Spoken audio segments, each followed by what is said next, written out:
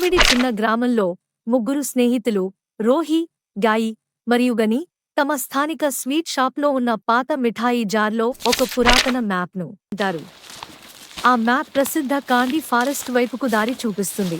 ఇది పూర్తిగా తినదగిన వింతలతో నిండిన మాయామయ ప్రదేశం. చాక్లెట్ చెట్లు, కరమెల్ నదులు మరియు జెల్లీబీన్ రహదారులతో ఆ అడవి అపూర్వంగా ఉంటుంది.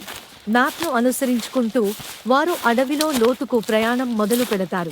ఆ ప్రయాణంలో వారు కాండీకేనే వంతెన దగ్గర గమ్మీ బేర్ని కలుస్తారు. ఆ బేర్ వాళ్ళకి క్యాండీ ఫారెస్ట్కి దారి చెబుతుంది. అక్కడ నుండి అంతులేని పొడవైన లిక్రిస్ తాడు నుండి పెప్పర్మింట్ ప్యాలెస్కు చేరుకుంటారు. అక్కడ వారు జ్ఞానవంతుడైన షుగర్ సేజ్ను కలుస్తారు.